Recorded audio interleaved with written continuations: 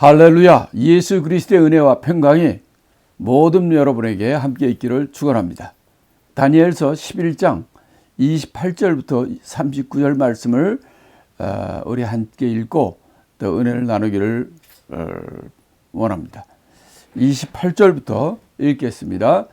북방왕은 많은 재물을 가지고 본국으로 돌아가리니 그는 마음으로 거룩한 언약을 거스리며 임의로 행하고 본토에 돌아갈 것이며 작정한 기한에 그가 다시 나와서 남방에 이를 것이나 이번이 그 전번만 못하리니 이는 기띔의 배들이 이르러 그를 칠 것임이라. 그가 낙심하고 돌아가며 거룩한 언약을 하나고 임의로 행하며 돌아가서는 거룩한 언약을 배반하는 자를 중히 여길 것이며 군대는 그의 편에 서서 성소 곧 견고한 것을 더럽히며 매일 드리는 제사를 폐하며 멸망케 하는 미 물건을 세울 것이며 그가 또 언약을 배반하고 악행하는 자를 괴율로 타락시킬 것이나 오직 자기의 하나님을 아는 백성은 강하여 용명을 발하리라. 백성 중에 지혜로운 자가 많은 사람을 가르칠 것이나 그들이 칼날과 불꽃과 사로잡힘과 약탈을 당하여 여러 날 동안 쇠폐하리라. 그들이 쇠폐할 때에 도움을 조금 얻을 것이나 많은 사람이 괴율로 그들과 친합할 것이며 또 그들 중 지혜로운 자 몇 사람이 쇠폐하여 무리로 연단되며 정결케 되며 희게 되어 마지막 때까지 이르게 하리니 이는 작정된 기한이 있음이니라. 이 왕이 자기 뜻대로 행하며 스스로 높여 모든 신보다 크다 하며 비상한 말로 신들의 신을 대적하며 형통하기를 분노하심이 쉴 때까지 하시니 이는 그 작정된 일이 반드시 이룰 것임이라. 그가 모든 것보다 스스로 크다 하고 그 열조의 신들과 여자의 사모하는 것을 돌아보지 아니하며 아무 신이든지 돌아보지 아니할 것이나 그 대신에 세력의 신을 공경할 것이요 또 그 열조가 알지 못하던 신에게 금은 보석과 보물을 들여 공경할 것이며 그는 이방신을 힘입어 크게 견고한 산성들을 취할 것이요 무릇 그를 안다 하는 자에게는 영광을 더하여 여러 백성을 다스리게 하기도 하며 그에게서 뇌물을 받고 땅을 나눠주기도 하리라. 이 본문의 주 내용은 바로 안티오쿠스 4세 안티오쿠스 에피파네스의 유대 이스라엘 탄압에 관한 얘기입니다. 자, 28절부터 보면은 뭐라고 되어 있습니다. 북방왕은 많은 재물을 가지고 본국으로 돌아간다 그랬죠. 이 북방왕은 바로 안티오쿠스 4세 안티오쿠스 에피파네스입니다. 이 사람은 여기에 왜 이렇게 많은 부분을 할애하느냐 하면 이 자는 마지막 때 종말 때에 올 창세 이후로 또 앞으로나 뒤로나 가장 큰 적그리스도의 환난을 일으키는 적그리스도의 모형이기 때문입니다. 그래서 이 북방왕은 안티오쿠스 4세인 안티오쿠스 에피파네스를 얘기하는 거죠. 그래서 그가 남방을 침략을 해가지고 많은 걸 가지고 본국으로 돌아갈 때에 그 이스라엘 땅을 지나가게 되죠. 예루살렘으로 들렸다가 거기 가면서 그가 거룩한 언약을 거스리고 임의로 행하고 본토에 돌아간다 하는 거예요. 이 돌아갈 때 바로 이스라엘 예루살렘을 거쳐서 거기서 하나님의 거룩한 언약을 거스리고 그냥 하나님이 없는 것처럼 지가 하나님인 것처럼 그렇게 행한다는 거예요. 그 다음에 29절에는 작정한 기한에 그가 다시 나와서 남방에 이를 것이나 이번이 그 전번만 못하리다. 그러니까 그 후에 얼마 후에 이 안티오쿠스 4세가 다시 이 남왕국 애굽을 다시 치러 왔다는 거예요. 근데 이번에는 이 남왕국에는 그때 톨레미 6세가 왕으로 있었는데 그를 치지만은 이번에는 그렇게 전번만 좀 못했다는 거죠. 그래가지고 어떻게 됐냐면 그 이유는 뭐냐면 30절에 보면 이는 기띔의 배들이 그를 치기 때문입니다. 기띔이 뭐냐면 키프로스, 사이프러스를 얘기하는 것이고요. 이 사이프러스 섬에는 바로 이 기띔의 배라는 것은 로마의 군함들이에요. 함대들. 들이 이제 로마가 강성해지니까 이 지중해를 잡고 있었고, 사이프러스 로마 지중해 함대가 이들을 공격함으로 그가 이 애굽을 치는데 실패하고 그가 낙심하고 돌아갈 때, 애굽까지 철화 날아왔다가 이 로마 함대 때문에 그가 도중에 물러날 때 이게 마음이 아주 그냥 자기가 하고 싶은 대로 못하고 또 그러니까 그 한을 어디다 푸느냐, 가는 길에 다시 시리아로 북왕고로 돌아가는 길에 예루살렘을 지나가거든요.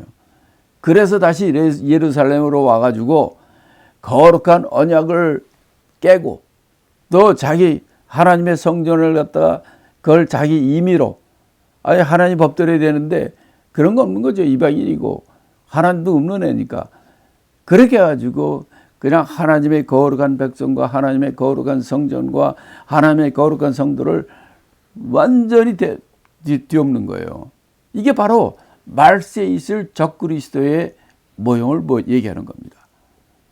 또 그러고 31절에 보면 군대는 그의 편에 서서 성소 곧 견고한 것을 더럽히며, 성소 하나님의 성전을 더럽힌다는 거예요.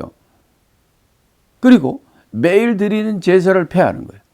바로 하나님의 성전에서는 매일 제사를 하나님 앞에 드리는데 그것도 못 드리게 하고, 제사장 대신에 지네들이 제사를 지내게 하고, 또 제물도 제사 드릴 때 제물도 이는 돼지 피 가지고, 돼지 가지고, 그것도 암돼지를 가지고 제사를 드렸단 말이에요. 그 다음에 멸망케 하는 미운 물건을 세운다. 이거는 보통 이 이방 우상이죠. 특별히 이거는 이제 헬라 제국이기 때문에 헬라의 주신이 제우스 신이에요. 제우스의 신상. 그걸 갖다가 성전에 세워놓고 완전히 마지막 때, 이 세상이 마지막 때가 됐을 때, 말세 때에 있을 적그리스도가 어떻게 이 세상에 하나님을 대적하고 하나님의 성도들을 괴롭히는지, 그것을 이 안티오쿠스 4세 에피파네스를 통해서 미리 보여주시는 거란 말이에요. 또 32절에도 뭐라고 그러냐면, 그가 또 언약을 배반하고 악행하는 자를 괴울로 타락시킬 것이나, 그가 자기만 그렇게 전해지는 게 아니라 하나님의 사람들, 하나님의 섬기는 지도자들, 그런 사람들도 하나님의 언약을 깨고 배반하고 악행하게 타락시키는 일을 한다는 거예요. 마귀는 그렇습니다. 자기가 지옥 가는 것을 알기 때문에 자기 혼자 안 가려고 그러는 거예요. 어떻게 되면 어떻게든지 하나님을 섬기는 그런 지도자들과 중요한 사람들을 아주 그냥 타락시키고 고생시키고 멸망시키려고 작정하는 자란 말이에요. 그 중에서 오직 자기의 하나님을 아는 백성은 강하여 영명을 받는다는 거예요. 그런 탄압과 어려운 때가 왔을 때 이렇게 넘어가는 사람들이 있고 타락하는 사람들이 있지만은, 그러나 그 중에서도 그런 어려운 때일수록 정말 믿음의 사람이 드러나게 돼 있어요. 자기의 하나님을 아는 백성들은 그런 핍박과 어려움이 온다 할지라도 그걸 넘어지지 않고 강한 믿음으로 영명을 바라는 그런 사람도 있다는 거예요. 그래서 이 핍박이 꼭 있는 거예요. 사탄의 역사가, 왜 사탄은 하나님 원수인데 그가 왜 이 세상 마지막까지 이 세상에 있느냐, 왜 하나님이 그런 놈들, 악한 놈들을 가두느냐, 그런 환난과 어려움, 사탄의 괴계를 통하여 진정한 믿음과 가짜 믿음을 갈라지게 되는 거예요. 그런데 백성의 33절에 보면, 백성 중에 지혜로운 자가 많은 사람을 가르칠 것이나 그들이 칼날과 불꽃 여러 사람에게 약탈을 당하여 여러 동안 세버리라. 그래서 그런 많은 탄압 가운데서도 지혜로운 자들이 많은 사람들을 가르친다는 거예요. 거기에 타협하지 말고 넘어지지 말고 타락하지 말라, 그리고 지혜로운 자들이 가르친다는 거예요. 그 사람들 뭐냐면 하디심이라는 경건파 아주 경건한 열심 당원들이 있어요. 당파가 있어요. 그 사람들이 그런 일을 많이 했다는 거예요. 그러나 이들이 워낙 그 안티오쿠스 4세가 그의 권력을 통해서 많은 사람들을 갖다 사로잡고 죽이고 이런 일을 많이 하니까 그게 오랫동안 그렇게 그 핍박 가운데서 그러지 못했다는 거죠. 34절은 그들이 쇠퇴할 때에 도움을 조금 얻을 것이나 많은 사람은 교열로 그들과 친합할 것이요. 자, 이럴 때 도움을 조금 얻는 사건들이 있는 거예요. 뭐냐면 이 마카비 형제를 통해서 그 성전을 회파하는 그들과 대적하고 싸움으로 그들을 물리치는 그런 일들이 일어났습니다. 그러나 대부분의 많은 사람들은 이런 핍박과 탄압이 왔을 때 그들의 신앙을 지키지 못하고 그들과 친합하는 이런 사람들이 많이 나온다는 거예요.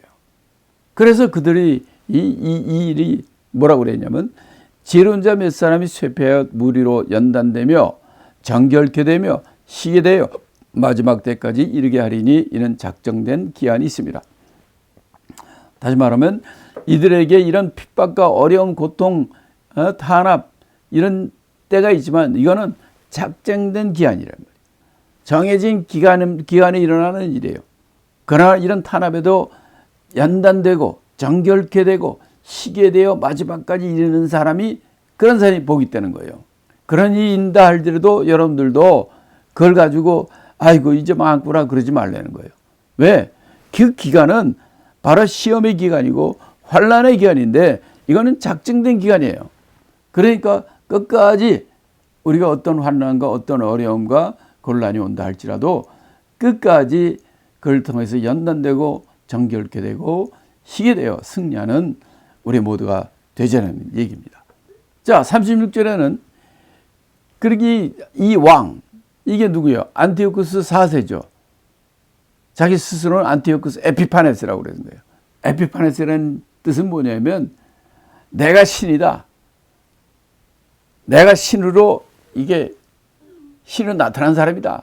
그래가지고 자기 이 동전을 만들 때도 자기 얼굴이 들어있는 그 동전에 얼굴을 집어넣고 자기 안티오쿠스 4세 에피파네스 그 얼굴을 집어넣고 거기다 뭐라고 써느냐면 데오스 나는 하나님이다.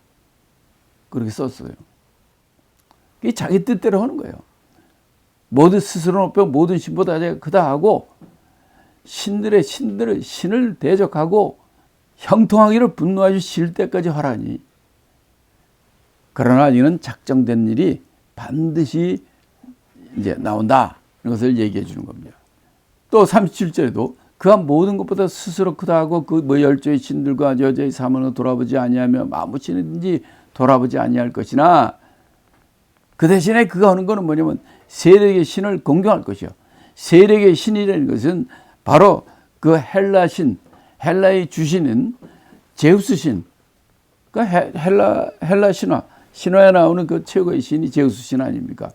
그런 제우스 신의 신상을 세우고 하는 이런 일들을 계속했어요.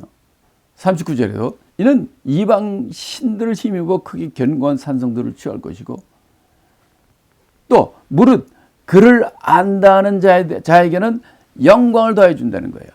또 여러 백성들을 다스리게 하고 뇌물을 받고 땅을 나눠주기도 한다는 거예요. 그러니까 무릇 그를 안다는 자는 어떤 자입니까? 아부하는 자죠. 이 세상 권력에 그에 아부해가지고 거기에 아첨하고 아부하고 거기에 환심을 사가지고 그런 자들을 이 안티오쿠스 4세는 그런 사람들에게 취하고 그런 사람들의 영광을 더 주고 권세를 더 주고 다스리게 땅을 백성들을 다스리게 하고 뇌물 받고 땅을 나눠주기도 하고 이런 악한 일을 하는 자가 안티오쿠스 4세. 왜 이것이 여기에 이렇게 많은 분량을 가지고 얘기를 하는가? 그가 우리가 사는 이 세상 말입니다. 이 지구, 이 세상이 마지막에는 어떻게 되느냐 하면 장세 이후로 가장 큰 환란의 때가 옵니다. 그 환란의 때에 가장 정점에 나타날 자가 적그리스도예요.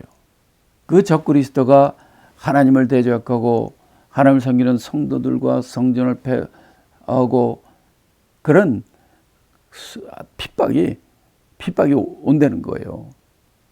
그걸 오는 그거를 바로 이 집 헬라 나라 때 안티오쿠스 4세를 통해서 그가 바로 마지막 때 올 적그리스도의 모형이다 하고 우리가 얘기해 주는 겁니다.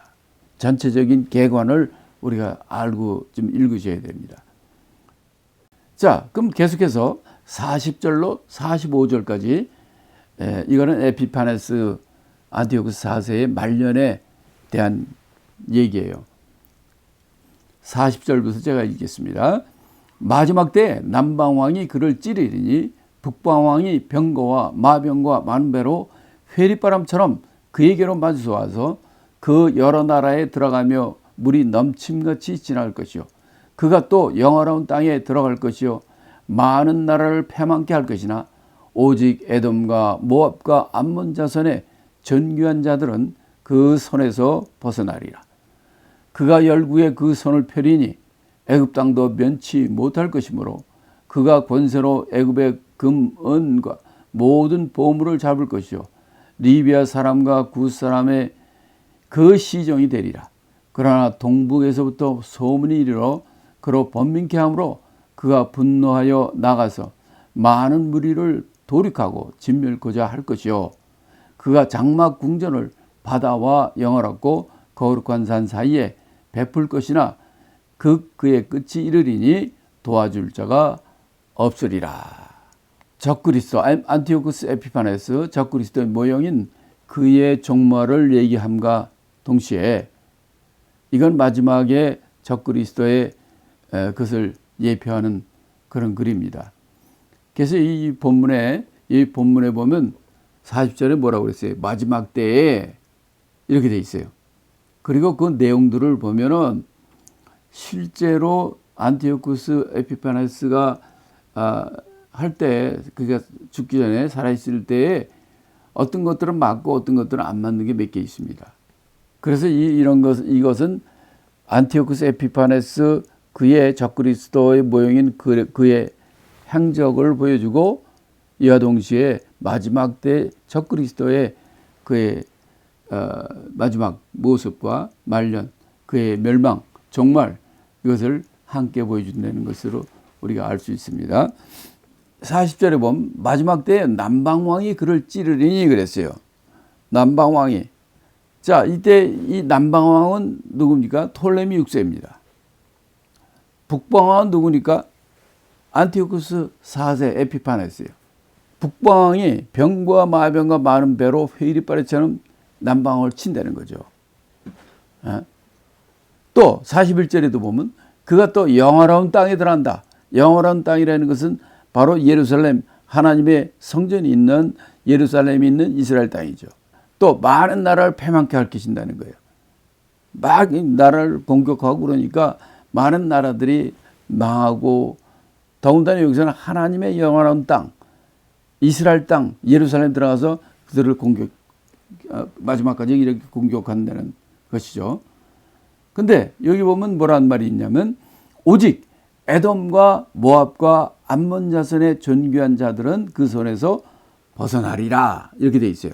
이거는 역사적인 걸로 우리가 알 수 있는 건데 바로 이때 이렇게 안티오쿠스 4세가 이렇게 공격을 하고 했을 때 에돔과 모압과 암몬 이 나라 사람들은 나라는 어떤 행동을 취했느냐 하면 바로 안티오쿠스 에피파네스 북방왕국 그 북방왕을 갖다가 돕고 그 편에 서서 그를 돕는 그런 나라가 이 에돔과 모압과 암몬이었어요. 그렇기 때문에 그가 그 주위에 있는 많은 나라를 막 치고 해도 이 에돔과 모압과 암몬은 그런 것을 벗어나고 그가 안티오쿠스 에피파네스 편이었으니까 이제 그렇게 된 거죠. 이 43절에도 그가 권세로 애굽의 금, 은과 모든 보물을 잡을 것이요 리비아 사람과 구스 사람이 그의 시종이 되리라. 리비아는 여러분이 아시는 것처럼 애굽의 서쪽에 있는 나라죠. 리비아. 뭐 지금도 리비아죠. 그다음에 구스는 에티오피아. 애굽의 남쪽에 있는 에티오피아를 말하는데 이제 그들은 애굽의 원래 동맹국이죠. 애굽 옆에 있는 것들이니까. 근데 그들도 이렇게 망한다는 거죠. 근데 44절에 보면 뭐라고 되어 있냐면 동북에서부터 소문이 이르러 그로 번민케 해서 그가 분노에 나가서 많은 무리를 다 돌이키고 진멸하고자 한다. 이렇게 얘기를 했는데 이건 무슨냐면 자, 이 시리아 이쪽에 동북쪽에 어떤 나라들이 있냐 하면은 이 파르티아라는 나라가 있었고 알메니아 나라가 있어요.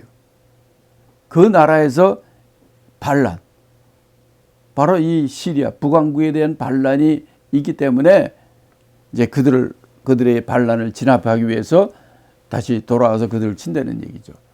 자, 근데 마지막 45절이 마지막 절인데 45절은 뭐라고 그러냐면 그가 장막 궁전을 바다와 영화롭고 거룩한 산 사이에 베풀 것이나 그의 끝이 이르리니 도와줄 자가 없다 그랬어요.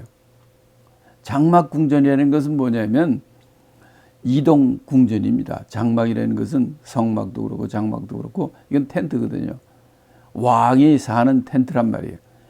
장막 궁전을 어디다 둔다? 바다는 지중해를 말하는 것이고요. 영화롭고 거룩한 산 사이, 이거는 예루살렘이죠.